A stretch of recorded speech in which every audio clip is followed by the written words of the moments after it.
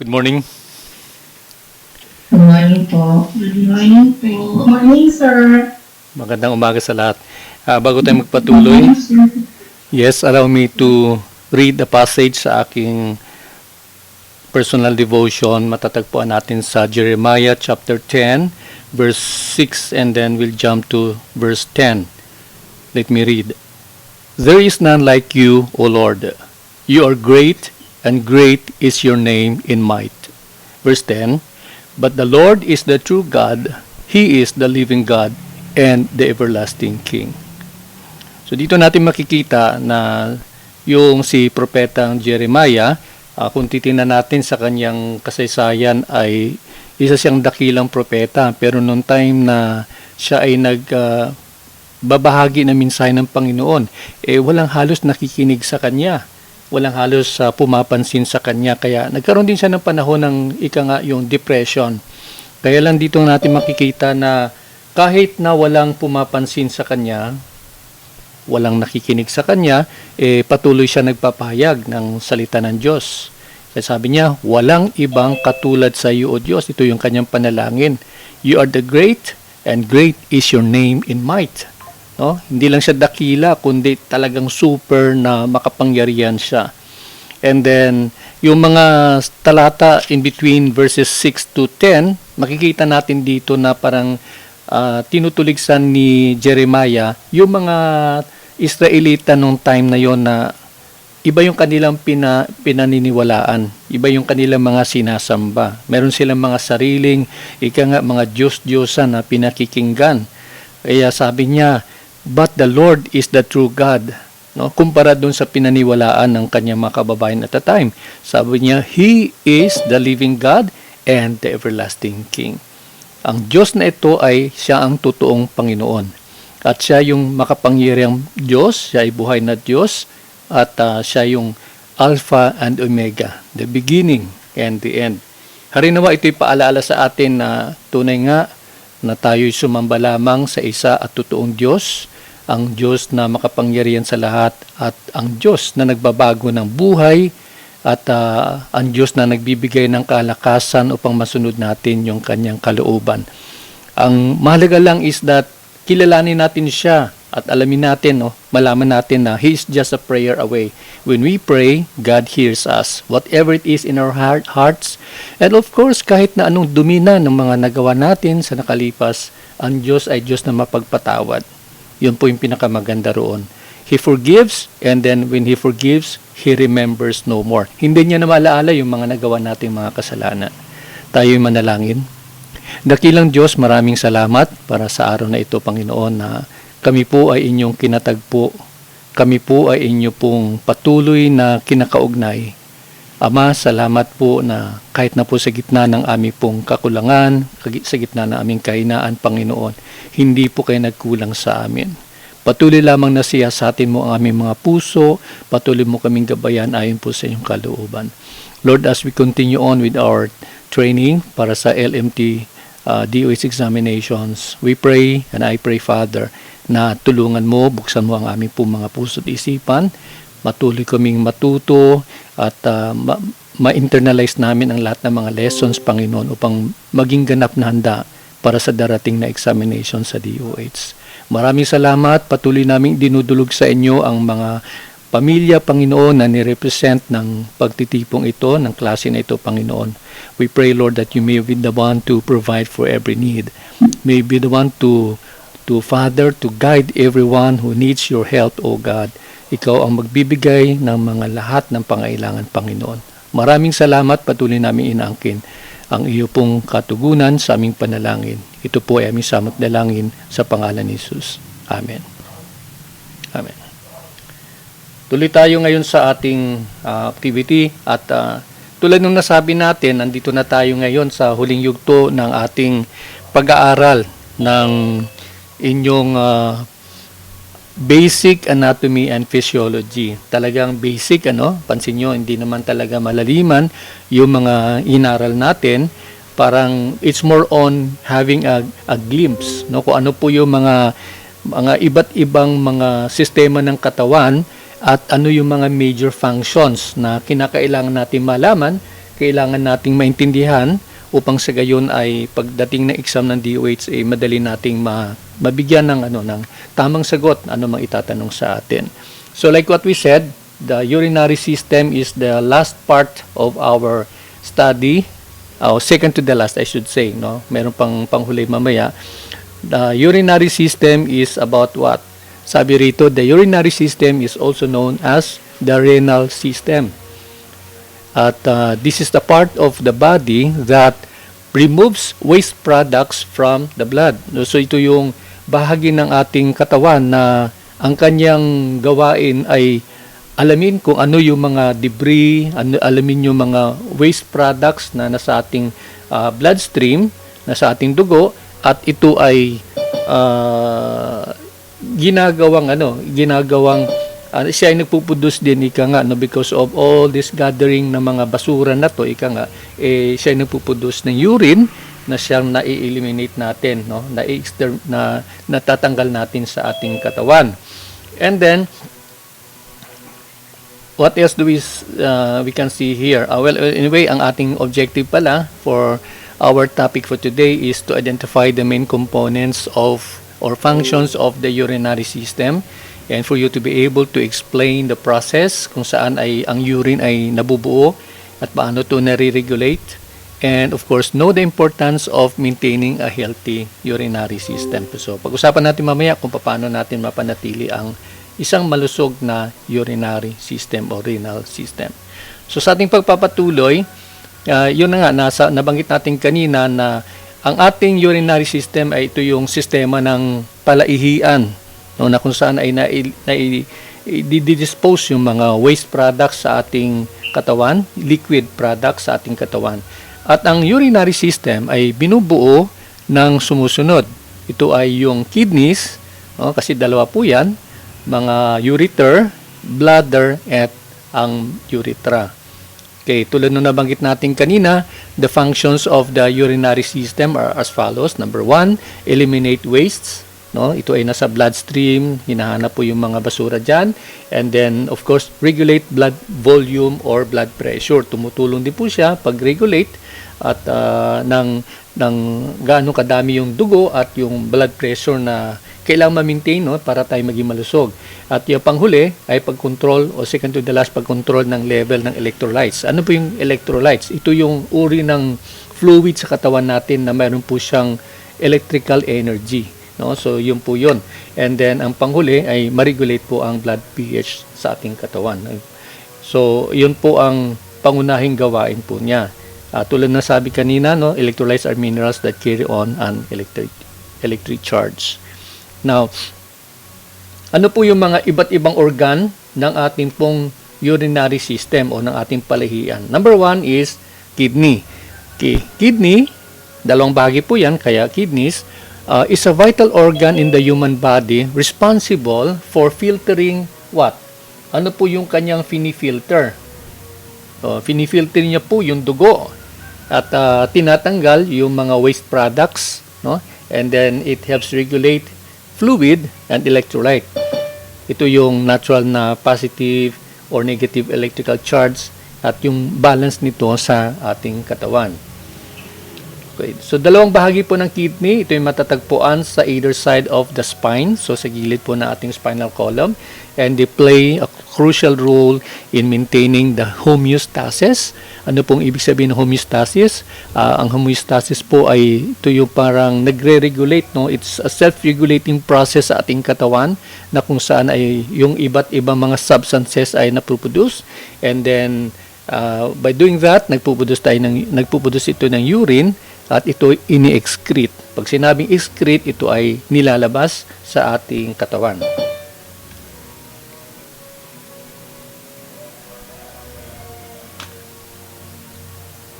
The next one is ureter. So, ito po yung kidney natin at ang sumunod naman, ito po yung ureter. No? So, dalawang side po yan. No? Symmetrical, ibig sabihin nun, left and right, meron po siyang ganon, katulad po ng ating kidney. The ureters ay bilateral thin tubular structures. Ito ay malatubong mga struktura at ang lapad niya ay nasa Bakit ito na ano? With 3 to 4 millimeter diameter. So napakalinggit ng kanyang ng tubo na ito that connects the kidneys to the urinary. So ito po yung kidney natin, and then urinary bladder pala yan. Ayan. Napuno na yung slide. So urinary bladder, this is the urinary bladder. So ito po yung tubo na ito na kung saan ay kung ano man ang napuproduce na urine coming from the kidney, both the left and the right, ito ay dumadaan sa ureter, yung dalawang tubo na to pababa. And then pagkatapos po, tutungo na tayo ngayon sa urinary bladder. Ang urinary bladder natin ay yun yung tinatawag na pantog sa Tagalog, At ito ay this is a hollow stretchy organ in the lower part of the abdomen that stores urine before it leaves the body through the urethra. So, yung ating bladder, yung ating pantog ay yan po yung imbakan ng ihi. So, mula sa kidney, dadaloy po siya sa ureter, and then sasaluin po ng ating urinary bladder. And then, nabanggit nga dito na this is a hollow stretchy organ. Ibig sabihin, may capacity po siya mag-stretch, lumaki. Depende po kung ano pong dami ng liquid na pumapasok sa kanya, and then after some time ito din po ay ini-eliminate, tinatanggal, inaalis po sa sistema ng ating katawan. Ayan, so it expands as it fills. Kung napuno na po siya ng ihi, lumalaki po yan. And then it contracts when the bladder is emptied. So ibig sabihin nun, bumabalik naman po siya sa dati niyang ayos, kapag ito naman ay nabawasan na, naalis na yung kanyang laman. At ang panghuli ay yung ating urethra. Yan. So pansinin natin na magkaiba po yung urethra ng kalalakihan at ng kababaihan. The urethra is a transport tube leading from the bladder to discharge the urine outside the body. In the males, the urethra travels through the penis. Saan po yung penis niyan? Pakita natin. So, this is the penis. So, this is the urethra. Diyan po dumadaan po yung ihi. And then, it goes outside of the body. Ayan. Kasama din po yung urethra ay dinadaanan din po ng semen. Kapag nagkaroon po ng ejaculation, ang kalalakihan, dito din po dumadaan po yung semen na yan. So, dalawa po yan ang function po niyan. Daluyan po siya, hindi lamang po ng ating pong urine, kung hindi po maging ng semen. In females, the urethra is shorter than the males, I should say. So, ito po yung urethra. Maiksi po yung urethra ng kababaihan. So, this is the bladder, maiksi lang po. Kaya yan po ang isang kadahilanan kung bakit po ang kababaihan ay mas madalas nagkakaroon po ng UTI, kumpara sa mga kalalakihan. Tama ba yon? Do you agree with me? So the reason for that, kasi pag napasukan na po ito ng mikrobyo, dire-diretso na po yan, umaakyat na po yan hanggang kung saan na nakakarating. Unlike sa kalalakihan po, medyo mahaba po yung travel time niya po. Although, we are not saying na hindi din po magkakaroon po ng UTI yung kalalakihan, but often than not, mas madalas ang mga kababaihan. So that explain. And ayan, yung sa kababaihan daw po ay it is found above the vaginal opening. So this is the vagina here, and then ayan po, dito lang banda po yung urethra ng ating mga kababaihan. Okay? So ano po yung mga bagay na common disorders, dinagdag ko lang po yan dito sa ating aralin. At ang mapapansin natin una sa lahat ay yung nabanggit na natin kanina, the UTI or the urinary tract infection. Okay. So when a bacteria enters or invades the urinary bladder, that is where the problem comes.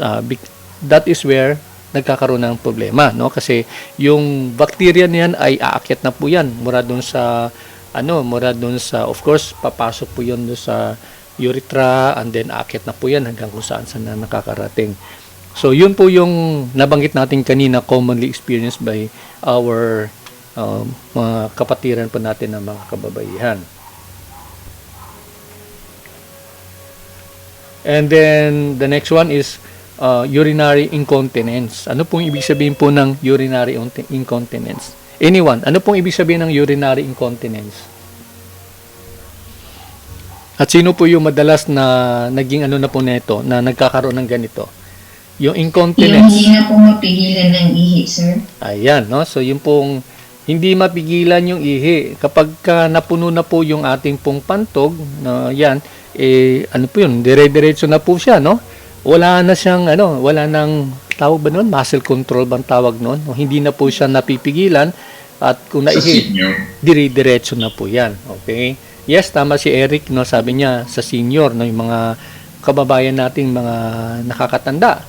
No, kasi humihina na nga yung yung kanyang muscle control doon sa bladder niya yan.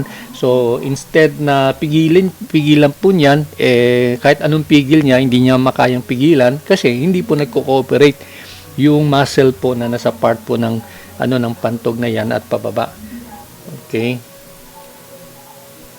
Sandali. Okay, so tuloy po tayo at ang sumunod naman ay paano makakatulong yung masahe doon sa may mga UTI. Bakit naging UI ito? Urinary incontinence pala. Hindi UTI. Sa UTI, wala tayong magagawa doon, no? Kasi bacterial infection. Pero sa UI or urinary incontinence, sabi nga dito, ang pwedeng gawin, ano sa tingin nyo? Pwedeng gawing masahe pala. Anyone? Okay, sabi nga dito, pwedeng gamitan po ng deep tissue massage at yung tinatawag na MPS, no? Myofascial MPS ba 'yon? Myofascial release targeting the pelvic floor muscle. So, pwede din pong gawan po ng paraan yung urinary incontinence. Pero tulad ng sinabi po natin, hindi po ganun siya hindi na maibabalik yung talagang dati niyang kakayahan na pigilan po yung pag-ihi po natin. Okay? So, ayun po ang mga bagay-bagay na makikita natin at kailangan po nating yung mga mapapansin po natin na common disorder when it comes to the urinary system. Na paano tayo magkakaroon ng malusog na urinary system? Anyone? Paano nyo mapanatili o paano magkakaroon ng malusog na urinary system? How do we maintain one? Drinking plenty of water po. Okay. Ano po yon? Drink plenty of water. Tama po, no? Sabi nga dito, keep hydrated. Ibig sabihin nun, uminom na madalas ng tubig, maraming tubig. Pero, of course, kung kayo po ay may problema sa pagtulog, you don't drink a lot of water at night, no? It should be during the day na tayo po uminom ng maraming tubig. And then, we have to maintain a healthy dietary habit. No? Madalas naman natin to ma-encounter na pagka sinabi about health or healthy lifestyle, it's always synonymous with having a healthy dietary habit. Ibig sabihin po nun, bawas-bawasan po natin yung mga junk foods. Bawasan po natin yung mga salty and oily food. No, kailangan po mas madami po ng fiber, mga vegetables, mga fruits, things like those. And then ang sumunod naman ay yes, mahalaga po ang regular exercise. Yan. Kung tayo po ay medyo tinatamad, kailangan gawan po natin ng paraan po yan, no, na tayo magkaroon po ng early morning exercise, no? Kahit na po simpleng malaking bagay po 'yon, yung simpleng mga stretching, no, ng kamay, ng lieg, ng ganon.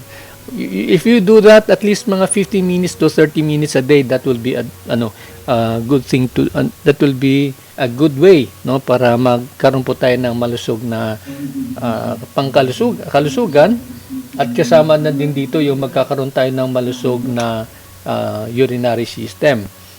Okay? Ayan, panghuli, pansin natin dito yung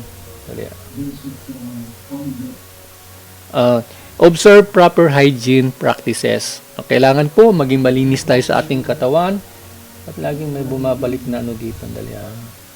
Paki-ano nyo po kung sakasakali po, no, wala kayong sasabihin, paki-off nyo po yung inyong mga phone kasi nakakadisturbo po sa klase natin.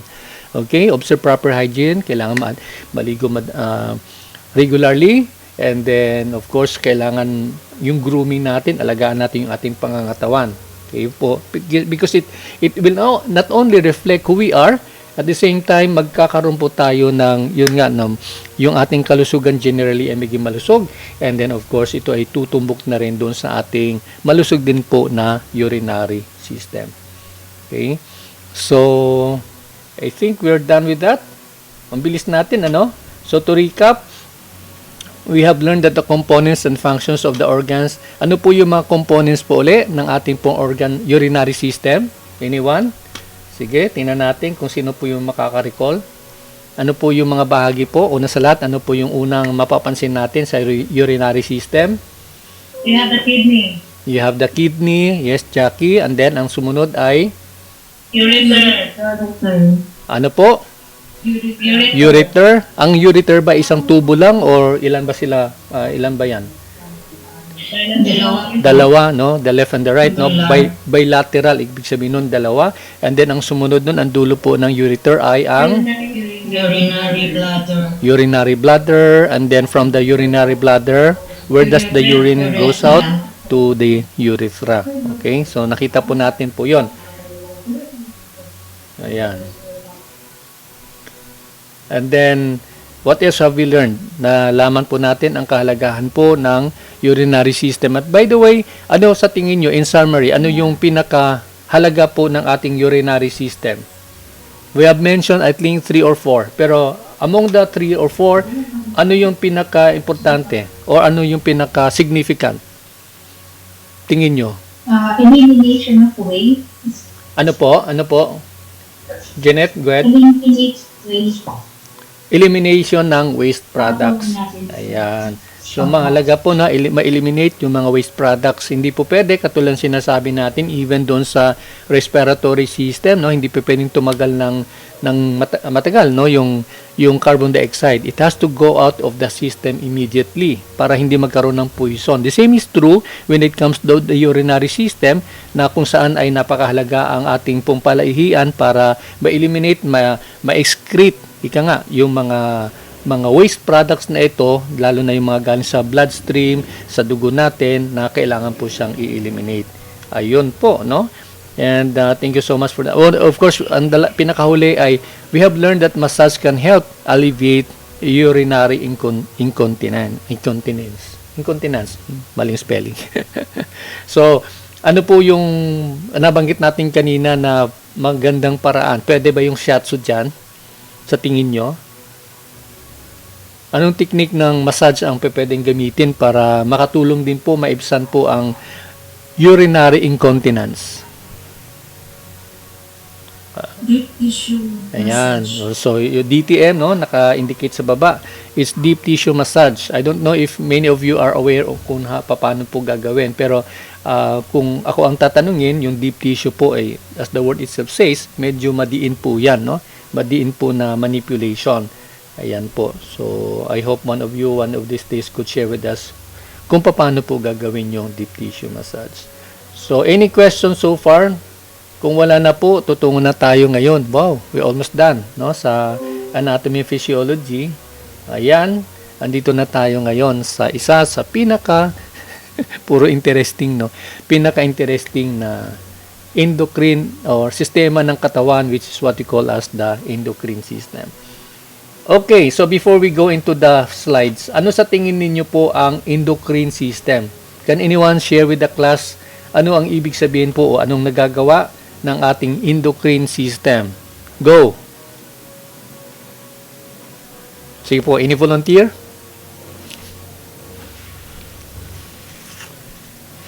Dali.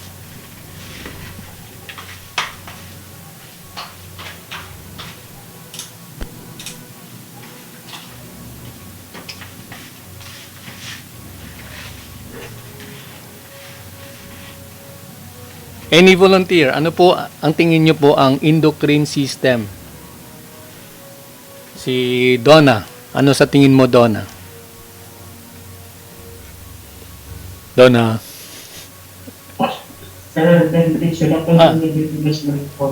Ano yun, Raymark?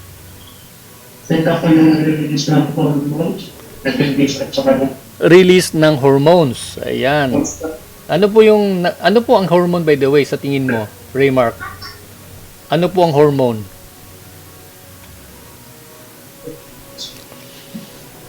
Call a friend. Oh, walang call a friend dyan. Oo, walang call a friend dyan. Ano po yung hormone?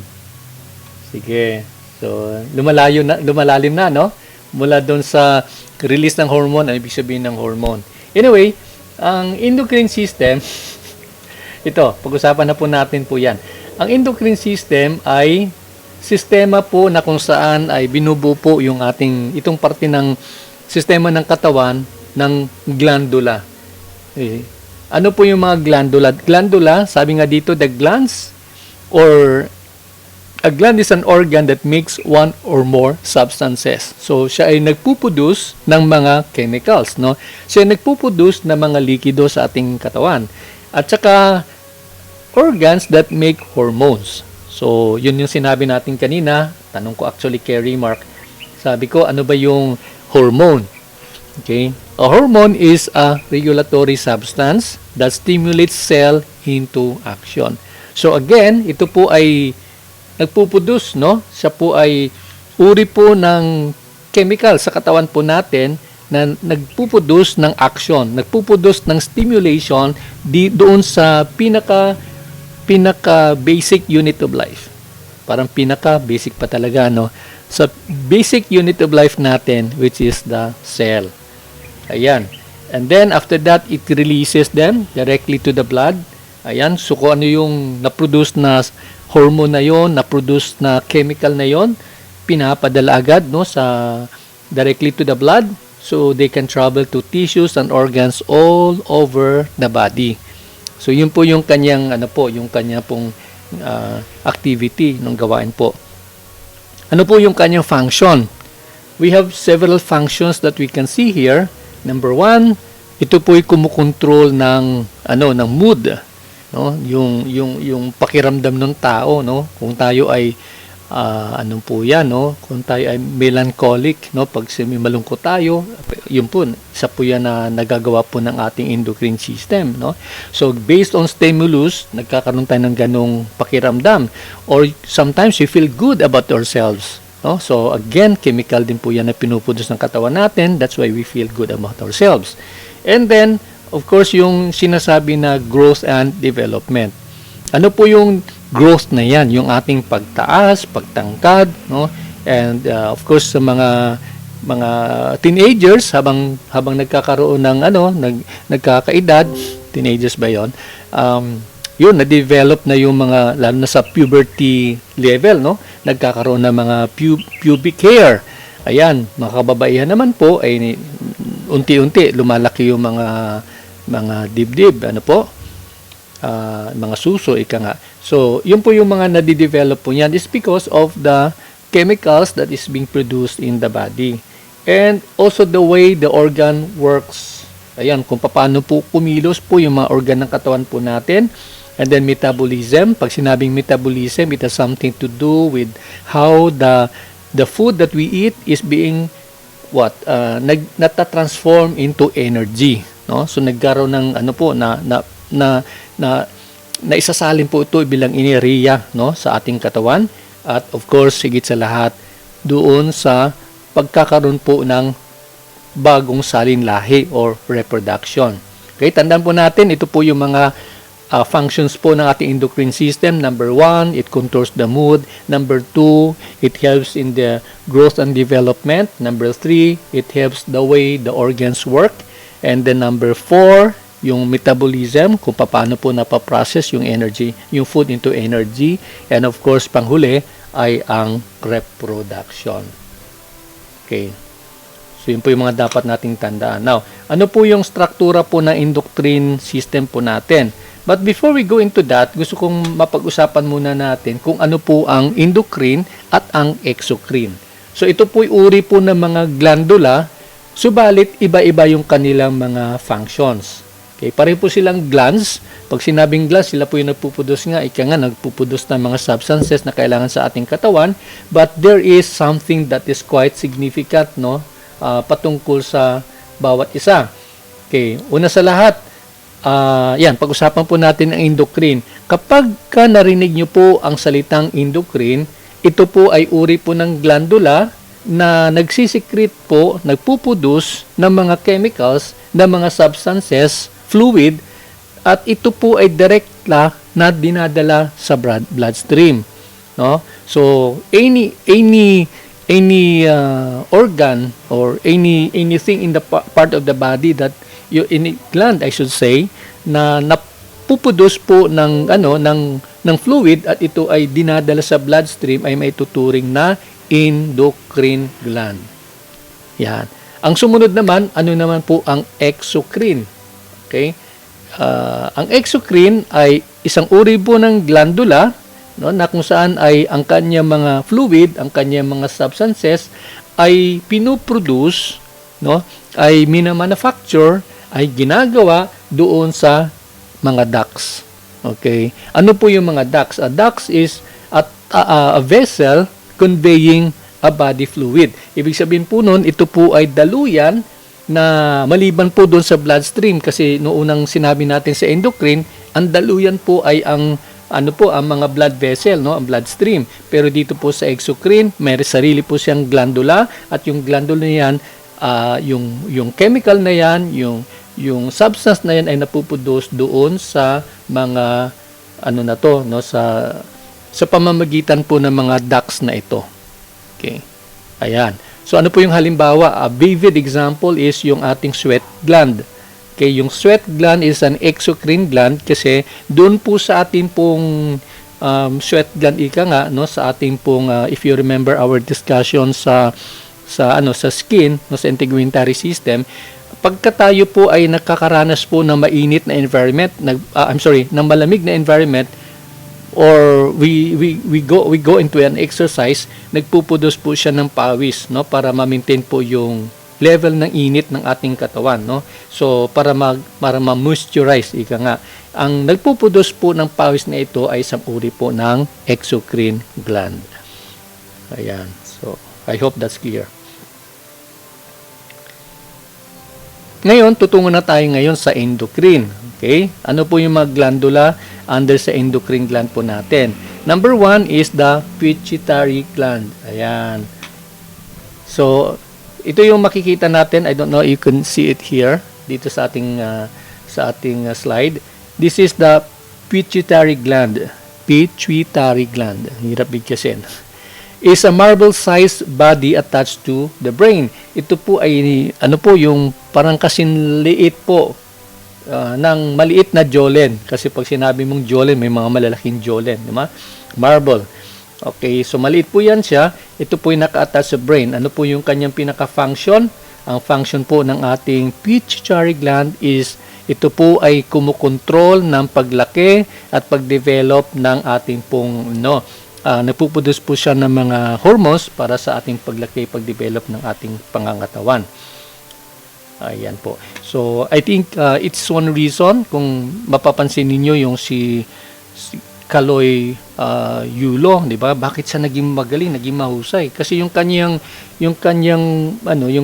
muscles, yung kanyang everything in his body is fully developed, no? Lalo na sinabayan po niya ng kanya pong physical exercise on a regular basis. And kung inyong napag-alaman, hanggang nung simula po siya, 7 years old, no? Madalas po siya, araw-araw po nagpa-practice po siya hanggang sa yun nga, with the help of the pituitary gland, talagang na-maximize yung kanyang mga muscles, yung development ng kanyang katawan, yung liksi ng kanyang pagkilos because of this pituitary gland. The next one that we can see here is thyroid gland. Okay? Ano po yung thyroid gland? Ang thyroid gland is isang uri po ng napakahalaga na hormone sa ating katawan. Ano po yung ginagawa po niyan? Okay? Nakakatulong po siya sa metabolism. Tulad ng sinabi natin, ang metabolism o metabolismo ay paraan na kung saan yung pagkain kinakain natin ay natatransform into energy.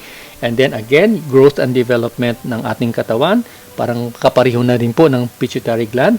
And then it helps regulate many body functions by releasing hormones in the bloodstream. So, nire-release niya po yung hormone na yan doon sa bloodstream. The third one is the thyroid gland or parathyroid gland. Okay? Parathyroid gland are 4 marble-sized organs found in the neck near the thyroid. So, saan po yung neck?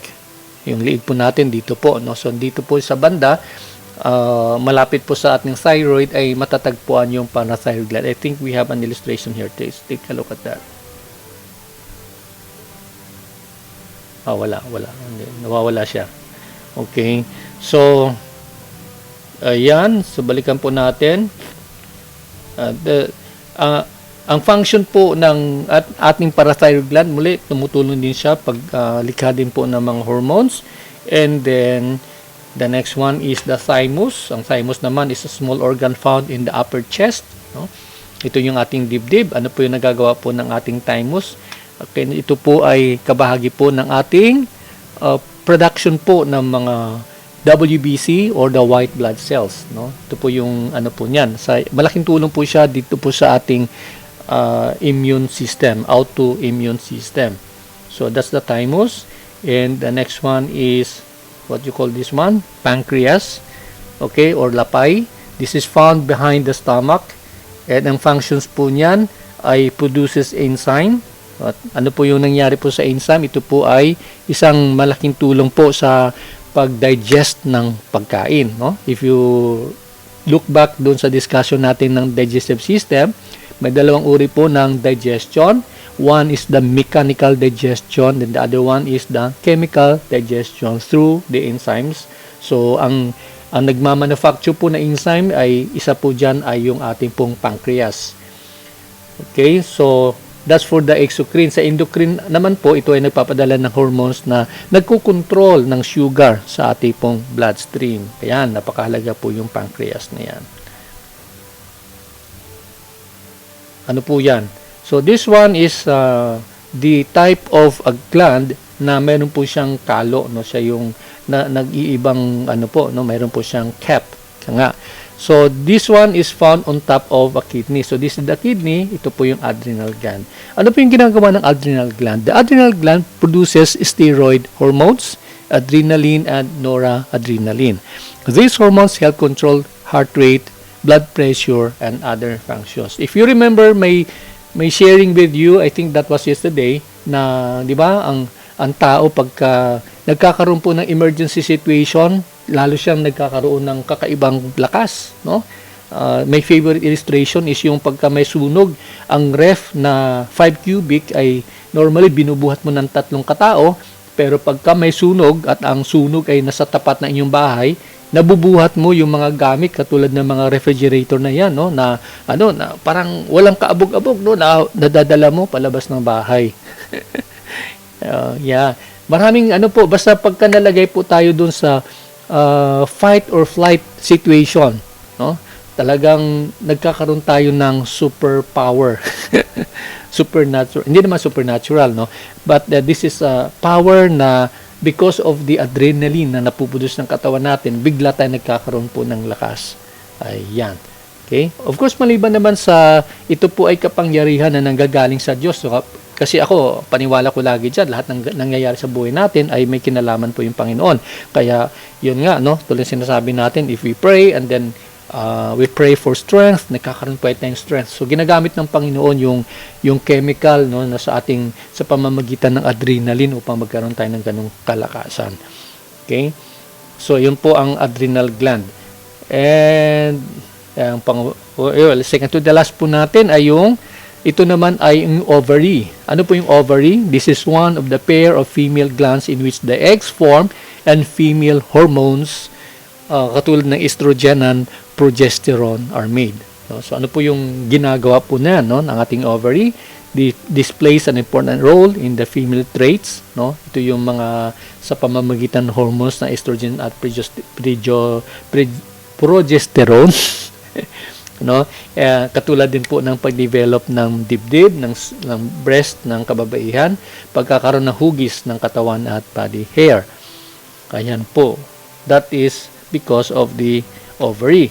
Sa kalalakihan naman, ano po matatagpuan po natin? So we can find here the testes. Ito po yung one of the two egg-shaped glands inside the scrotum. Okay. So, ang tawag po niyan is, minsan tawag po niyan ay testicle. Ano po yung function po ng ating testes or testicle? The function is responsible in making sperm and testosterone hormones, no? So yun po yung testosterone po ay nagpapaano po yan, tumutulong po para ma-develop po yung karakteristik ng kalalakihan, no? Yung boses na na mababa, yung mga ganun, no? And then yung mga hair sa katawan, things like those. So yun po napuproduce. I think ito po yung comparative analysis po ng dalawa, no? Nabanggit na po natin kanina yung endocrine tsaka yung exocrine. So in this presentation, makikita natin yung ano ba yung pagkakaiba ng endocrine gland tsaka ng exocrine gland. One characteristic of the endocrine is the glands pour their secretion directly to the bloodstream. Nabanggit natin kanina, ang napuproduce niya na fluid ay dumadaan, no, sa bloodstream. Ito po yung endocrine. Whereas sa exocrine, ang glandula ay dumadaan sa pamamagitan ng mga sweat glands, na mga ducts na napuproduce po niya, at yan po ang daanan, yan po ang source ng fluid. Ang sumunod naman, ang endocrine ay hindi gumagamit ng ducts, no? Yung vessel na kung saan ay yung chemical na puproduce, at hindi po yan gumagamit. Ang ginagamit niya po ay bloodstream. Okay? And yung sa exocrine naman po, talagang umaasa lang siya sa mga ducts na ito, no? Sa mga vessel na ito. Wala siyang ibang means para matransport yung mga napuproduce niya ng mga fluid kung hindi maliban na lamang sa kanyang mga ducts. And then yung transportation is mas babagal. Bakit po mabagal sa endocrine? Kasi po kailangan po niyang makipila po doon sa bloodstream. So, kasi sasabay po sa bloodstream, at yung bloodstream naman ay hindi naman kabilisan po yan na gumagalaw. Kaya yun po, medyo mabagal po yung kanyang transmission.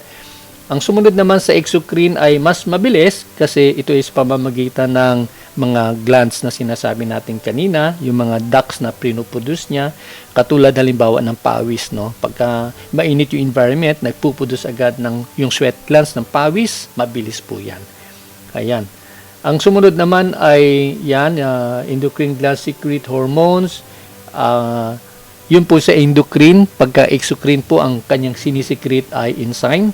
Yung enzyme po niyan, halimbawa, yung saliva, yung laway po natin, no? Ito po ay produce po ng enzyme sa pamamagitan po ng exocrine gland. Okay, so nabanggit natin slower response, mas mabilis ang response kapag endocrine, slower, exocrine, mabilis. And yan po. So I think that will be all for the endocrine and the exocrine. Do we have any questions so far? Before anyway, sige, mag-recap muna tayo. The endocrine glands releases hormones or chemical substances that act like messenger molecules into the bloodstream. So, yun po yung lagi nating tandaan. Pag endocrine, bloodstream. Pag exocrine, glandula. Lets hormone travel to cells to other parts of the body, and the endocrine hormones help control the mood, the growth and development. And finally, the endocrine hormones help control endocrine system. Ito yung pinakabuod ng lahat. Regulates how much each of its hormone is being released. Ayan. Okay? So, do we have any questions so far? May mga clarification ba kayo? Before we go? Because we're done. Dalawa na po, no? Practically, natapos natin today. We're done with the urinary system and the endocrine system. This is very, very crucial sa ating pag-aaral po para sa DOH examinations. May mga clarification ba tayo? Do you have anything to ask? Donna, do you have anything to ask? Kahapon, sir, nakalimutan banggitin yung esophagus. Ganoon sa... Hindi natin na-discuss yung esophagus. Yung nalampasan po. Na. Nag-stomach na po ata tayo kaagad. Okay. Sige. So, ano tingin mo ang esophagus? Binalik, ano? Sige. Anong esophagus? Swallowed food passes from the pharynx po ba yun? To the stomach through the members. Yung esophagus, yan po yung daluyan po ng pagkain na kinakain po natin. And thank you for reminding me about that, no? Kasi yung kahapon po, I think it was Eric, ang tanong niya po, I think hindi ko masyado nasagot yung tanong niya eh. Ano bang, di ba yung sa pharynx regarding doon sa hangin at yung pagkain na dumadaloy? Eric, are you still there? Okay. Dagdagan ko lang po yung nabanggit ko kanina, yung sinabi ko kahapon kasi ako was concentrating doon sa magkakaroon po ng nabulunan po tayo, and then it affects the flow ng hangin sa katawan po natin.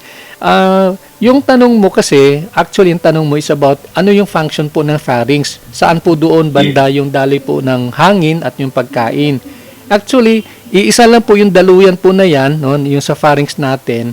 Kaya lang po, tulad ng nabanggit natin, yung pagka-create po ng Diyos ng ating pong pharynx is intricate enough na kaya niya i-accommodate yung dalawang daloy ng hangin at yung daloy po ng pagkain and even the water that we drink.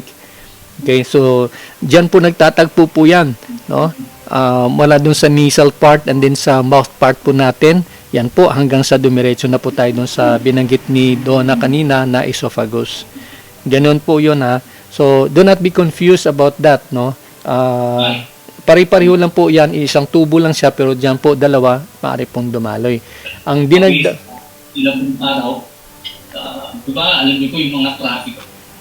Okay, sige po. So, medyo maingay lang ng konti. So, yun po yung natin, dagdag ko lang dun sa ating, sa ating pong discussion kahapon. Anything else before we go? Wala nang ibang tanong? We still have enough time? Mayroon pa tayong 10 minutes? Or kung mayroon kang ibang concerns, pwede na natin pag-usapan sa ngayon? Other than, si Ana walang marinig. Ana, I wonder. Kayo ba may naririnig kayo? Bakit sabi ni Ana wala na siyang marinig? Yes, meron, sir. Parang nagdodoble po yung sinasabi niya. Okay. Sabi nga ano yung sabi mo, Donna, na Sir, may nagdo-doorbell po. Saan doorbell? Kanina ba yon yung sabi mo, Donna, na doorbell? Wala akong narinig may doorbell eh. Baka kayo lang po may narinig na doorbell. Anyway, sabi ni Ana kanina, 12:34, no? So, wala daw siyang marinig. Anyway, si Jeanette, you're raising your hand. Jeanette, Ana, go ahead, Ana. Yes, balik tayo kay Ana. Ana. Okay na, sir. Okay na. Narinig ko na po. Okay. Sige po, nagtaka naman ako. Sige, Donna, si Jeanette. Wala. Yeah. Ana. Yes, Jeanette, you're raising your hand. Sir. Yes, sir. Sir, follow-up question lang po dun kay yung question po ni Dana. So, ang function po ng esophagus, daluyan lang po, purely daluyan lang po talaga siya. No food? Daluyan po siya ng pagkain, water, Yeah. pumapasok sa katawan natin. Diretso po sa stomach, di ba? Yung karugtong niya, yung tiyan, stomach. Oo. Yun po yung po niyan. Okay. Oo. Made of cartilage po yan, tapos nag-expand po yan, no? And then, ano yung tawag niyan? Ano klaseng function meron dyan sa esophagus? Is it voluntary or involuntary? Involuntary. Involuntary, no? Kasi hindi natin alam, hindi natin namamalayan, but habang kumakain tayo, automatic lang po siyang, binababa ng ating esophagus, yung pagkain. Yes. Otherwise, mabubulunan po tayo niyan, no? Kasi pag hindi nakukontrol. Kaya yun po yung isang magandang creation ng Diyos na automatic po yan. Pag kumain tayo, ina-assure niya po yan, no? Ina-assist niya yung pababa patungo sa ating pong stomach. Ayan po. Thank you, sir. Thank you, Jeanette. The question. Yes, Eric. Kasi baka na-confuse po sila. So, di ba sir, yung paring sir, dun po yung nasal and oral, dun po sila nag-meet. And then, we have this called the larynx.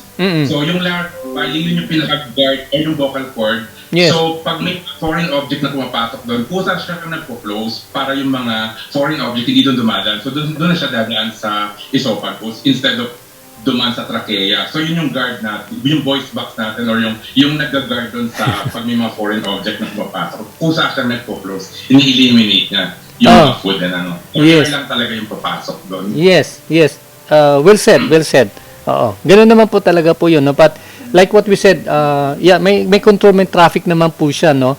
May traffic naman po siya doon. Kaya tama po yung nabanggit mo kanina na ang flow po niyan you through the larynx natin, nagko-close po siya and then the food goes out.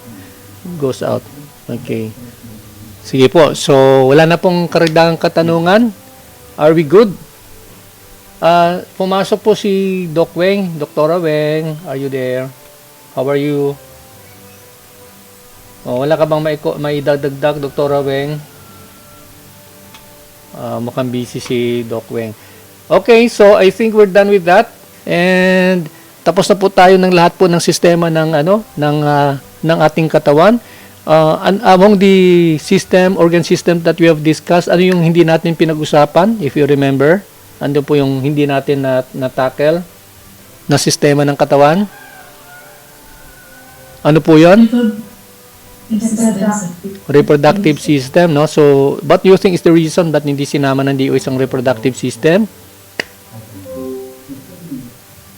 Simply because we are dealing with the massage. At yung massage po natin ay wala pong kinalaman po doon sa pagkakaroon po ng pagpapatuloy ng salinlahi. Ayan, no? So, yun po yung ano natin, and then by tomorrow I'll give you another 100 item na quiz, and yung bukas is purely about anatomy, physiology, no? So, kaya ba yun? Tingnan ko nga kung kaya. Kung hindi kaya, baka 50 items. We will see. Tingnan natin kung kaya natin ng 50 or 100. No? Tingnan natin. But your quiz tomorrow will focus merely doon sa ating discussion ng anatomy and physiology. Ayan. So, maraming salamat po muli. And by the way, I would like to make an announcement for those who are students natin na nasa Jensan area or malapit na area sa Jensan. I am offering a class particularly sa this coming Saturday afternoon from 1 o'clock to 5 o'clock. Magkakaroon tayo ng face-to-face when it comes to the oral practical examination. Ibig sabihin po noon, magkaroon po ng discussion, demo, and counter demo doon sa 5 basic strokes, sa 3 stages of massage. No? So, we will do our best na ma-cover natin po yan. So, if you are living or staying within General Santos City or nearby areas, pwede kayong pumunta dito sa AUSA Jensan. Ang ating address ay sa number 10, Rosa Street, Barangay City Heights, General Santos City. Tulad nung po natin, I would like to just make a formal announcement na ating point person, lalo na sa hanay po ng mga visually impaired, ay si Che, no? So, si Che Expression, Racial Expression, siya po yung ating point person. Kaya po kung may mga announcement po siya, I hope you take notice of that kasi before she makes any announcement, humingi siya sa akin ng permission. Kaya, para dun sa iba, na mga kasamaan po natin, wag nyo naman po siyang minsan may naririnig po ako na wala. Hello? Are you still there? Hi class, medyo naputol yung ating pong Zoom class. I'm trying to reconnect pero parang hindi siya makakonect. I think it has something to do with the fluctuation ng ating pong internet signal. Kaya like what I said, be ready for our long quiz tomorrow. It's either 50 items to 100 items. Tingnan natin kung saan tayo magkakasya. And it will be merely about doon sa ating topic on anatomy and physiology. So that will be all. God bless and see you tomorrow for your quiz. Bye for now.